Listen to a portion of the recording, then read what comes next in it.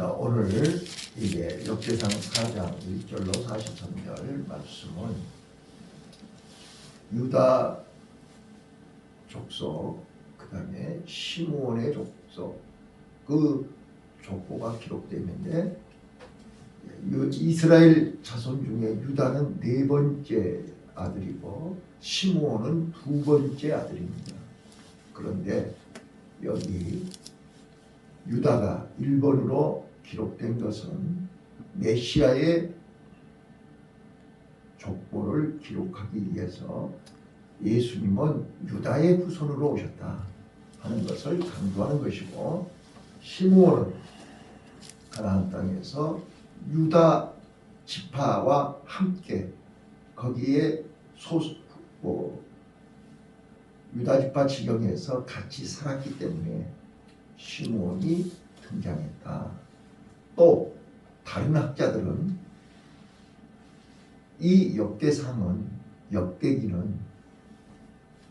이 잘한 것만 기록한 게 아니라 시므온처럼 저주를 받았고 시므온처럼 흩어져 버릴 수밖에 없는 후손이지만 유다 지파와 함께 거하였기 때문에 그들의 이름을 기록한 것이다.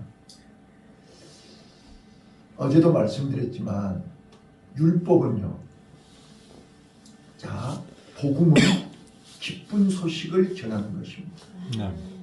복음은 죄인을 도저히 용서받을 수 없고 도저히 이해할 수 없는, 사랑받을 수 없는, 멸망받을 수 없는 그런 사람일지라도 예수님을 믿고 예수님을 영접하고 예수님을 받아들이고 예수님께 맡기는 사람은 하나님의 자녀가 되는 은혜, 하나님의 자녀가 되는 권세, 하나님의 자녀가 되는 축복을 받는다. 그래서 레위 지파처럼 비록 저주를 받았지만 자기네들의 자신을 알고 끝까지 하나님의 은혜 안에 살려고 몸부림을 칠 때 하나님은 그들을 부르시고 그들에게 맡기시고 그들에게 영원히 성전에서 하나님을 섬길 수 있는 제사장의 축복을 주시더라. 이게 복음이에요. 근데 율법은 복음은 좋은 소식을 전하는 것이 복음이고, 율법이 나쁘다는 게 아니에요. 율법이 없어야 된다는 뜻이 아니고, 율법은 옳은 소식을 전하는 거예요. 바른 소식을 전하는 거예요. 그러니까 율법이 없이는 우리는 죄를 알 수가 없죠. 율법이 없이는 옳고 그름이 판단되지 않아요. 그래서 율법과 복음은 양 날개인 거예요. 자전거의 앞바퀴 뒷바퀴인 거예요. 앞바퀴가 없으면 뒷바퀴가 굴러갈 수 없고 뒷바퀴가 없으면 앞바퀴가 굴러갈 수가 없잖아요. 그래서 율법과 복음과 율법은 항상 같이 있어야 돼요. 아멘. 그런데 요즘 우리 성도들이 너무 율법 쪽에 치우치면 항상 지적질만 해요. 옳고 그름만 얘기해요. 그래서 은혜가 없는 거예요. 제가 요즘 저는 완전히 하루 종일 이 철로역정에 빠져 있어요. 저는 지금 철로역정을 몇 번째 여러 유튜브 또 이제는 온본을 듣고 있어요. 내가 책은 사서 볼 수 없으니까 이제 유튜브에 올라온 온본을 지금 듣고 있어요. 그런데 그 철로역정에서 강조하는 게 뭐냐? 철로역정. 완전히 멸망의 도시에서 무거운 짐을 지고 꼼짝없이 죽을 수밖에 없는 사람이잖아요. 근데 그 사람이 전도자를 만나서 말씀을 듣고 이 무거운 짐에서 해방되고 이 무거운 짐에서 벗어날 수 있는 길을 가르쳐 주는 거잖아요.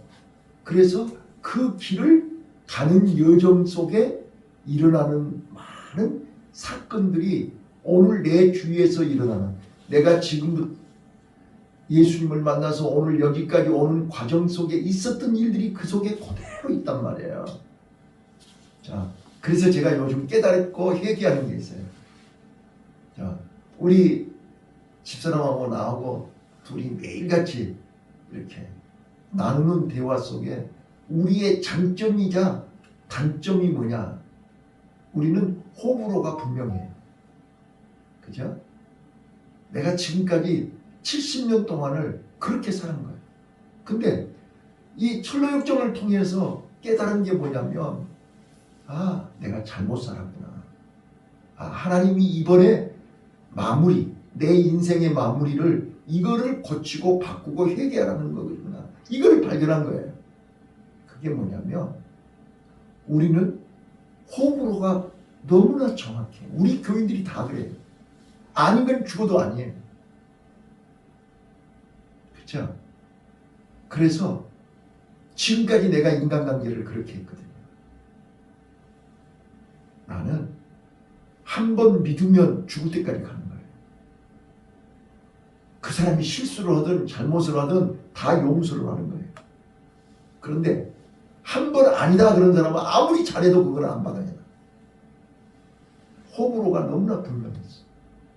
그런데 하나님은 그거는 어린아이 단계라는 거예요. 어린아이들이 주면 좋아하고 안 주면 싫어하고, 좋아하는 사람 좋아하고 싫어하는 사람 싫어하는 게 어린아이잖아요. 근데 성숙한 사람은요, 예수님은요, 예수님이 이 땅에 오셔서 우리에게 복음으로, 그러니까 호불호를 분명하게 하는 것은 율법적인 신앙인 거예요.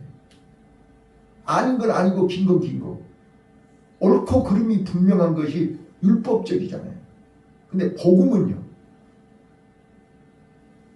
모자라도 부족해도 허물이 많아도 탕자까지라도 용서할 수 없는 사람을 용서하고 이해할 수 없는 사람을 이해하고 받아들일 수 없는 사람을 받아들이는 게 복음이잖아요.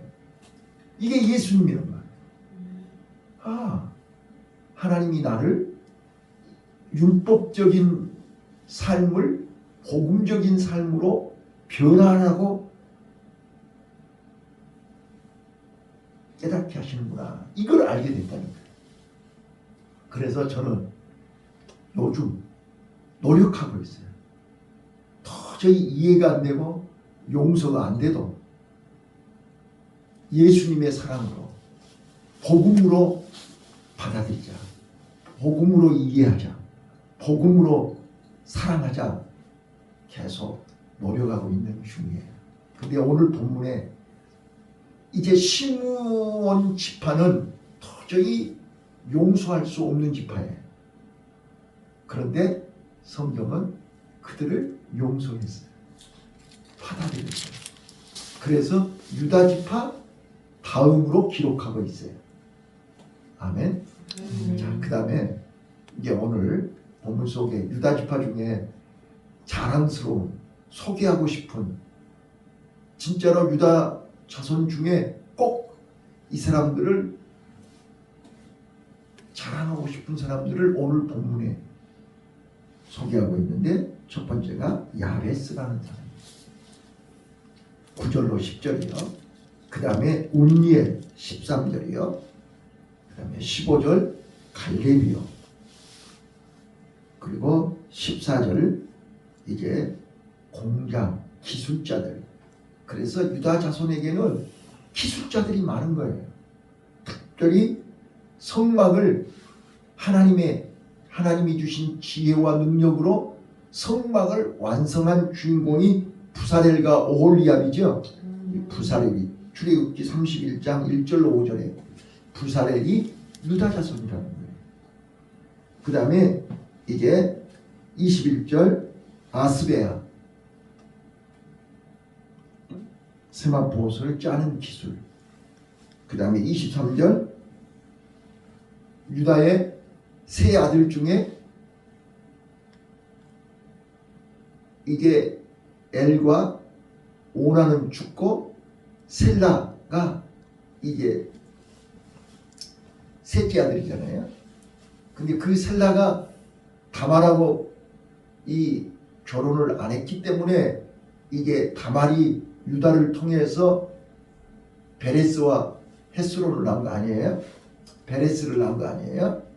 자, 오늘 여기 셀라의 자손 23절 이 옹기장이 기술자, 이런 모든 이 성막에 하나님의 성전에 귀하게 쓰임받는 은사, 재능을 다 유다 자손들에게 있더라 하는 것을 말씀을 드리고, 또 이제 남은 시간 야베스에 대해서 말씀을 드리려고 해요. 자, 우리 9절 10절 한번 볼게요. 야베스 9절 10절입니다. 시작. 야베스는 그 형제보다 존귀한 자라. 그 어미가 이름하여 야베스라 하였으니 이는 내가 수고로이 낳았다 함이었더라. 자, 거기에서 우리가 이게 놓치지 마셔야 할 단어가 어미가 나와요. 어머니가 나온다고요. 유대인들에게 있어서의 어머니는 모든 신앙의 선생이지요. 예? 자, 그래서 어머니가 이름을 야베스라고 지었다. 내가 너를 죽을 뻔했다, 죽다 살아났다, 그런 뜻이에요. 수고로이 나았다, 그 말은 난산을 했다, 그 말 아니에요? 그래서 세뇌를 시킨 거예요. 너는 하나님의 은혜로 나온 거야. 너는 하나님의 은혜를 잊어서는 안 돼. 내가 우리 큰딸한테 너는 하나님의 은혜로 난 거야. 하나님의 기적으로 난 거야. 세뇌를 시킨 거야. 너는 죽을 때까지 하나님 영광을 위해서 살아야 돼. 어머니가 야베스에게 너는 죽을 수밖에 없는 몸이야. 하나님의 은혜로 너는 산 거야. 일생 동안 하나님의 은혜를 잊어서는 안 돼. 이게 어머니로부터 물려받은 신앙이에요. 자, 그래서 이제 그 다음 절 10절 읽어볼게요. 10절 시작. 야베스가 이스라엘 하나님에게 아뢰어 가로되. 자, 야베스는 하나님을 알았어요. 그 하나님이 어떤 하나님이에요? 이스라엘의 하나님이에요. 이스라엘의 하나님이란 말은 무슨 뜻이에요? 우리 민족을, 우리를 주관하시고 인도하시고 역사하시고 사용하시고 축복하시는 하나님이란 말이에요.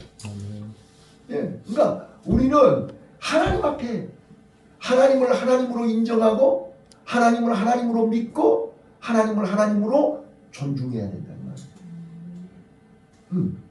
그래서 야베스는 이스라엘의 하나님께 아뢰했다, 기도했다, 그 말이잖아요. 그래서 우리가 야베스의 기도를 많이 알고 계시잖아요. 내용이 중요한 게 아니라니까요. 하나님을 하나님으로 알고 하나님 앞에 기도를 할 때 그 하나님이 우리에게 응답을 하시는데, 자, 봐보세요. 하나님이 어떻게 응답하시냐. 저는 에레미야, 예? 자, 유다 나라가 멸망할 때 이사야, 에레미야가 있었잖아요. 근데 에레미야는 진짜로 슬픔, 눈물의 선지자잖아요. 어느 누구가 들어주지를 않은 거예요. 뭔 말만 하면 돌로 치는 거예요. 그래서 같이 따라서 바벨론까지 간 사람이잖아요, 에레미야가. 근데 하나님은 에레미야를 통해서 우리에게 뭐라고 하냐. 내 생각은 네 생각과 달라. 나는 너희들을 불러서 여기까지 세운 거는 재앙을 주려고 하는 게 아니야. 너희들에게 희망과 미래를 주고 싶은 거야. 자, 에레미야 29장 이것만 읽고 마칠게요. 자, 에레미야 29장 꼭 언더라인 하시고 묵상하십시오. 에레미야 29장 11절 찾으셨나요? 에레미야 29장 11절입니다. 자, 찾으셨죠? 자, 시작. 여호와가 말하노라 너희를 향한 나의 생각은 내가 하나니 재앙이 아니라고. 제한이 아니에요. 하나님이 나를 부르시고 오늘 여기까지 세우신 것은 하나님이 아신단 말이에요. 이거는 제한이 아니고, 자 시작. 곧 평안이요 너희의 장래에 소망을 주려 하는 생각이라. 미래에 장래에 소망을 주시려는 거예요. 그래서 우리는 오늘 하나님의 계획, 하나님의 섭리, 하나님의 역사를 바라봐야 되는 거예요.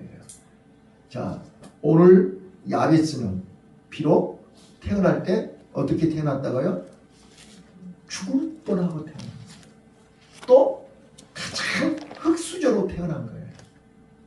그런데 그가 하나님을 알고 하나님의 은혜로 내가 살아있고 하나님의 은혜로 살고 있기 때문에 내 생명의 주인이여 이스라엘의 하나님이신 하나님께 기도한 거예요. 뭐라고 기도했어요? 자 시작.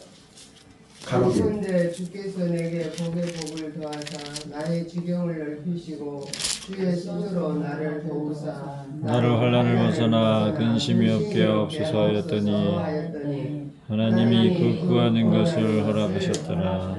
하나님이 허락하신 거예요. 하나님이 허락하실 때 가능한 거예요. 아멘. 내가 아무리 구하여도 하나님이 안 주시면 안 되는 거예요. 네. 자, 그런데 여기서 우리는 야베스가 받은 응답으로 받은 세 가지 복을 우리는 기억하는데, 첫 번째 믿음의 복이죠. 신령한 복이죠. 하나님하고 직접 하나님과 하나님 마음에 합한 기도를 했다고 말해요. 그래서 하나님이 즉시 허락하신 거예요. 우리는 하나님 마음에 합한 하나님을 기쁘시게 하는 기도를 올릴 수 있기를 바랍니다. 두 번째, 지경을 넓히시고 얼마나 가난하고 얼마나 어렵고 힘들었으니 이제는 지경을 넓게 해주세요. 네. 자, 이거는 육적인 지경도 있지만 영적인 지경도 있잖아요. 지경을 넓게 해주세요. 내 바운다리가, 내가 활동 무대가 이제는 좀 넓게 해주세요. 자, 그 다음 세 번째요. 환난에서 벗어나 근심이 없게 하옵소서. 그동안 얼마나 고통이 많았냔 말이에요. 얼마나 환난이 많았냔 말이에요. 자, 근데 근심이 없는 평안의 복이에요. 자, 그래서 이게 여기에는 기록이 안 되어 있지만 왜 환난에서 벗어나 근심 없게 해달라고 기도했느냐? 보세요. 지경이 넓어져야 될 이유가 여기 있는 거예요. 당시 고아와 과부와 나그네, 떠돌이, 유목민들, 요즘 말로 노숙자들, 보호자가 없는, 하루 벌어서 하루 먹고 이렇게 근근히 살아가는 어려운 사람들이 너무 많단 말이에요. 그래서 내 지경을 넓혀서 나로 하여금 그 환난에서 벗어나, 그 고통에서, 먹고 살기 급급해서 고통받는 저들에게 내가 힘을, 지경을 넓혀서 그들을 도와줄 수 있는 사람 되게 하옵소서. 아멘. 하나님은 야베스의 마음 중심을 보셨단 말이에요. 그래서 허락하신 거예요. 그래서 야베스는 왜 모든 형제들 중에 존귀한 자라고 하냐? 자기 혼자 잘 먹고 잘 살아서요? 아니라니까요. 이렇게 내가 죽을 고비를 넘기고 어려움 환난 속에서 하나님이 오늘 나를 세워주신 것은 이제 어렵고 힘들고 고통당하는 사람들에게 힘이 되라는 거잖아요. 그 일을 했기 때문에 형제보다 존귀한 자가 된 거잖아요. 자, 우리요, 오늘부터 우리 호불호가 분명한 것이 자랑이 아니라 하나님 앞에서 허물인 것을 알게 됐어요. 네, 우리는 이제 이해가 안 되고 용서가 안 돼도 네? 나를 싫어해도 그들을 불쌍히 여길 수 있는 지경이 넓어지시기를 바라요.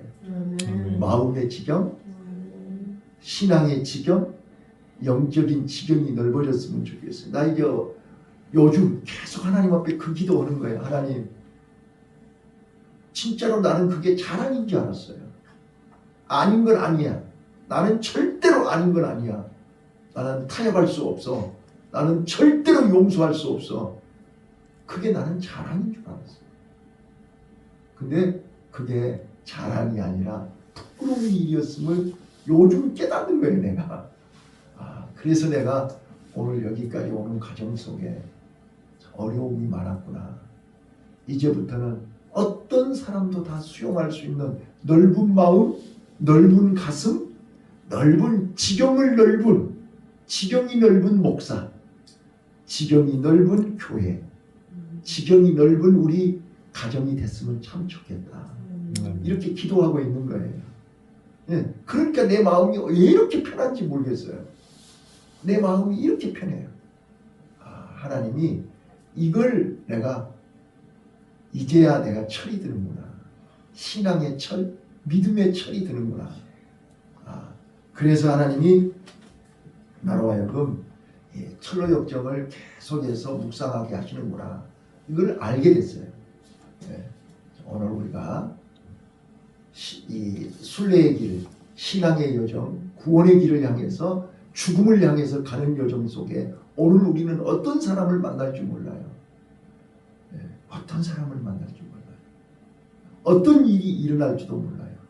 그러나 누구를 만나든 어떤 상황이 되든 우리는 하나님이 나를 보고 계시고 하나님이 나와 함께 하시고 하나님이 이 일을 통해서 나에게 주시고자 하시는 하나님의 예비하신 여호와 이레의 하나님을 볼 수 있는 눈이 열리시기를 예수님 이름으로 축원합니다. 아멘. 기도하겠습니다.